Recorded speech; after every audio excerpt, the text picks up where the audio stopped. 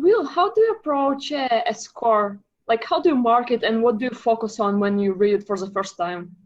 Yeah, I mean, I think because I've, especially like, doing a piece of musical theater, I don't have to go through the stage of approaching the score for the first time, having never heard it. I've not gotten to that place yet. And very often, even if you're doing a new musical, you're having that experience with the composer there, present with you, who can play through what they're thinking. For me, I've been doing revivals, so and all the shows that I've done, I've known before I've gotten there. Like when I did Les Mis, I knew Les Mis growing up listening to musical theater. I've had the privilege actually being a musician that before I conduct a show, I've usually played viola for the show first. So I usually have a pretty detailed inner knowledge of the score, just because I've played it enough times. But usually, when I approach a score, my marking process is that I don't want to overmark anything. I don't want it to be too busy. I don't want it to be too confusing. So I only ever mark in pencil. I know a lot of people that use colored pencil, and that's totally fine. And I know people that have very clear systems for like, red is this, blue is this. And for me, just plain pencil is all I use. And then I use little notepads, little sticky notes that I put in the score as reminders to myself for things. So it might be a cue. It might be, you go after this line, or especially like when I was doing the Fiddler on the Roof revival, a lot of my cues that were written in the score were choreography notes. So it was like, when this dancer gets here, go on. When they do this, go on. Those kind of things. And I'll also mark if I need to do a special gesture somewhere. I'll sort of mark like a diagram of what that gesture looks like.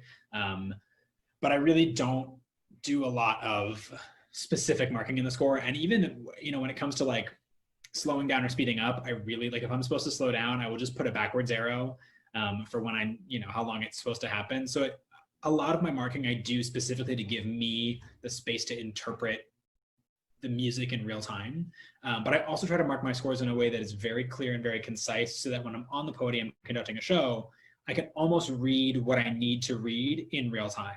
So I can look down at the score and in the heat of the moment can be like, oh, cool, I'm subdividing 3 and 4 and I'm giving a cue here, moving on. So it can seem very unartistic in some of that, but it's really just about clarity for me and knowing exactly where things go. I sort of abandoned using colors when I was younger, because I noticed that if I had to revisit the piece, like if I had to come back to a score 2 or 3 years later, I could never remember what the colors meant, and it didn't mean anything to me. So I was like, oh, we're just going to mark it in pencil because I know what the pencil markings mean. In college, we talked about, when learning a new piece, the process of audiating a score. So just sitting in silence and trying to hear the music in your head, and trying to hear the colors of the orchestra and trying to hear the orchestration. And it's a very advanced skill. I'm not particularly great at it even now, but it's a really great thing to learn to do, because you can start to hear and understand how you want to interpret something before listening to a recording. And I also know some people that are really big into doing sort of phrase maps and looking at the larger structure of the piece. A lot of times for me as a musical theater person, either the structure is very clear, or I just have so much information that I'm trying to cram in a moment that I don't have time to do those phrase maps right away.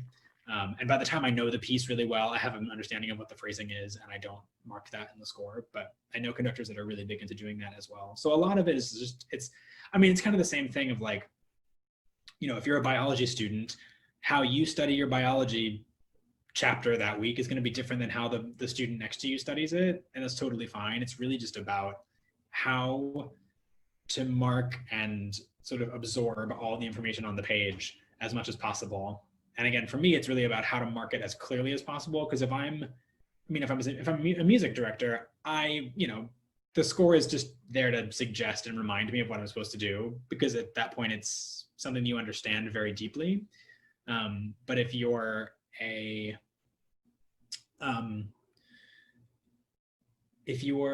an assistant conductor or someone who's only conducting the show every few weeks, I think having the clarity on the page is such an important thing, because you just need to be able to look at the page and know exactly what to do.